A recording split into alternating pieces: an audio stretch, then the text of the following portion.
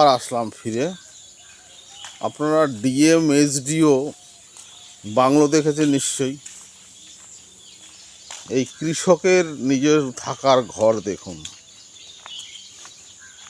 এটা রাস্তা আসার, এই গ্রাম কিন্তু এটা শহর না। এই হচ্ছে ওনার থাকার বাড়ি। ঠিক মনে পড়ছে এরকম কোনো ডিএম এসপি বাংলো যেরকম থাকে। এবার কৃষকের বাড়ি যাব, যেখানে আমরা রাতে ছিলাম। দেখতে পাচ্ছেন কে ডিএম এসপির কাজ করবে।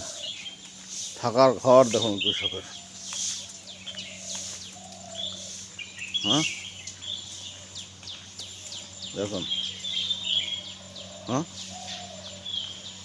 কী দেখে মনে হচ্ছে? হ্যাঁ এই হচ্ছে আমাদের যে বাড়িতে ছিলাম রাতে ঘরে। ভিতরে তো আর কি বলবো, খুব অপূর্ব সুন্দর। নিজে একটা টাওয়ার বসিয়ে নিয়েছে কৃষক। এই টাওয়ারটা নিজের টাকাতে, ওটা টাওয়ারের সমস্যা বেশি নেটওয়ার্কে, তাই নিজেই বসে নিয়েছে। এটা ওনার বাড়ি, সমস্ত জায়গা।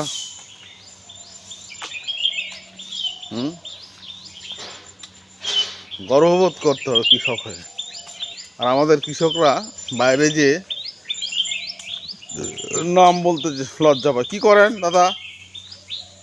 এই তো করি, কি কাম করি, এই করি কোনো একটা, মানে মুখে খুব লজ্জা। দেখুন কৃষকের বাড়ি, ডিএমএসপির বাড়িতে এরকম সামনে নেই। দুটো বড় বড় ঘর নিজস্ব, একটা ঘর আছে।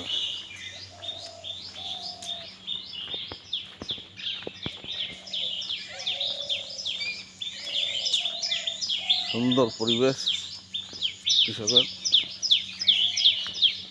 বাড়িঘর। ভিডিওটা আমার বড় হয়ে আপলোড করতে পারবো না, তাই করছি না।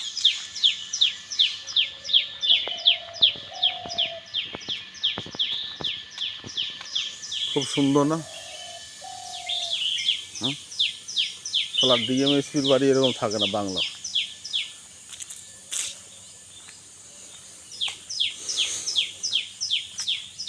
বাড়ি আছে মোটামুটি, টোটাল বাড়ির এরিয়া ঘেরা 8 বিঘের মতন। বিভিন্ন প্রজাতির গাছ এই সমস্ত আছে। কি নয় কৃষকের। ওকে, ছোট্ট মতন পদ্ম বাগান করেছে। আবার পরে দেখাবো।